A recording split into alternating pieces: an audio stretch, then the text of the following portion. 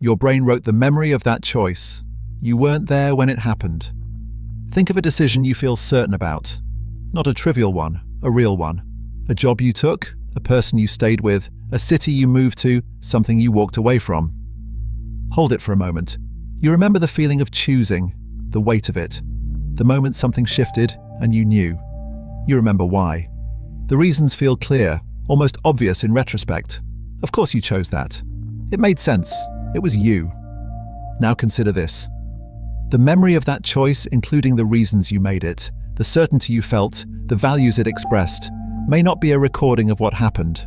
It may be a story the brain composed afterward, not a lie in any meaningful moral sense.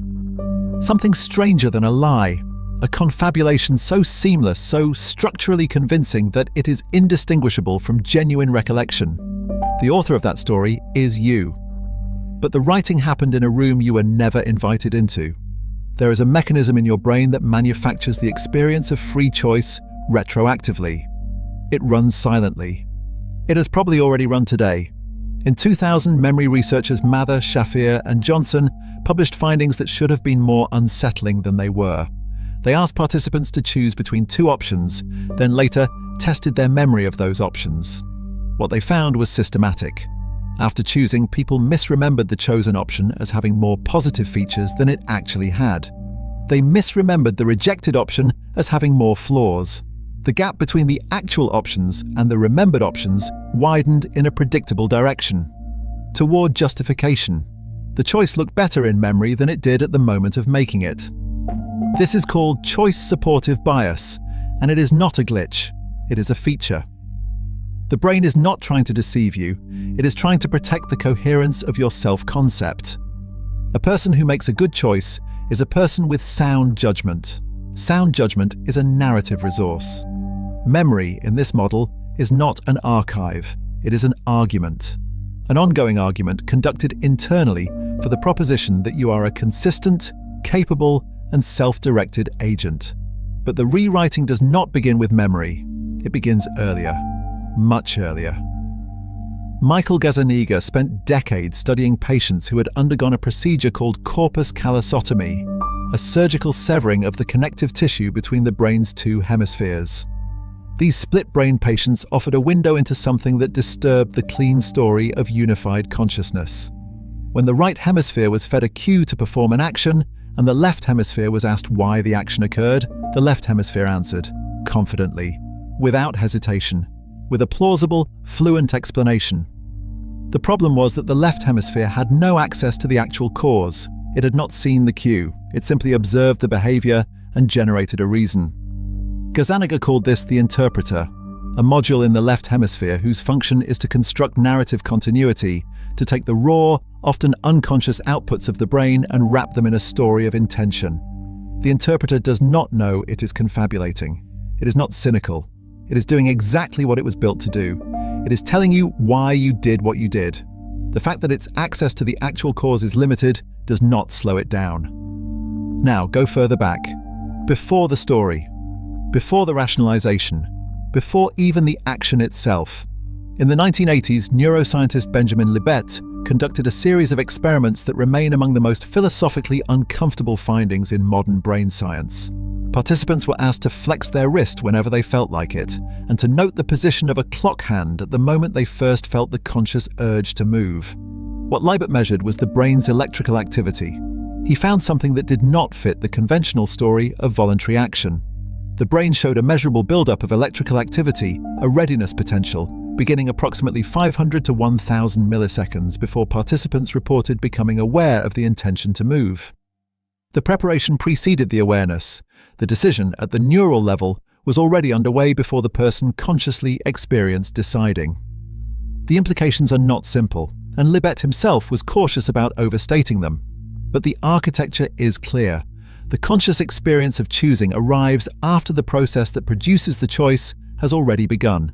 The sense of authorship, the felt quality of, I am deciding this right now, is downstream. It is a report.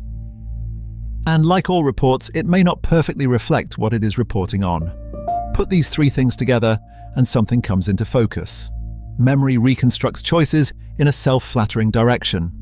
The left hemisphere generates confident explanations for actions that arose from processes it did not observe, and the neural groundwork for action is laid before conscious intention arrives. What you are left with is not a fraud. What you are left with is a system exquisitely designed to produce the experience of coherent, intentional selfhood, regardless of whether the underlying events actually unfolded that way. This is not pathology. This is ordinary human cognition, operating exactly as it evolved to operate. Consider falling in love. Almost no one describes it as a process of accumulated familiarity, propinquity, and neurochemical reinforcement responding to specific cues related to early attachment patterns.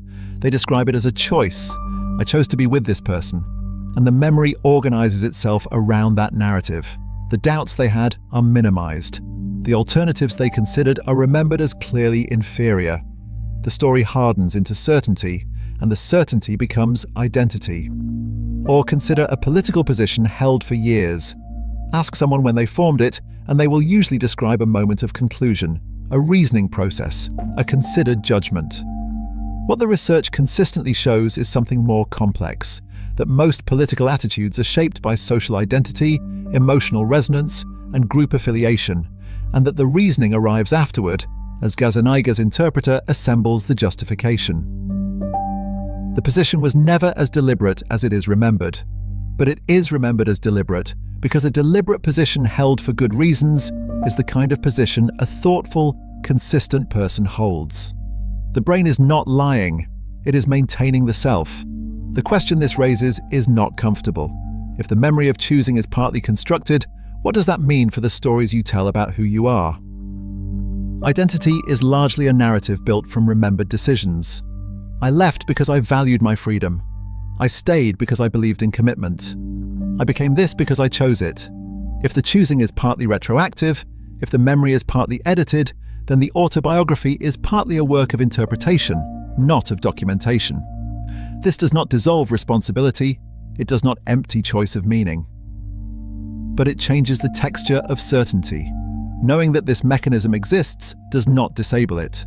The brain continues to operate this way after you understand it.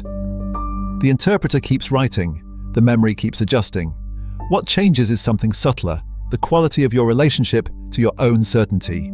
Go back to the decision you held at the beginning, the one that felt clear, the one you remember choosing. Notice now not the content of the memory, but its architecture. Notice where the certainty lives. Notice whether the reasons feel discovered or installed. Notice whether the story of "I chose this" was written at the moment of choice or sometime later in a room you had already left. You may not be able to answer that. That is the point.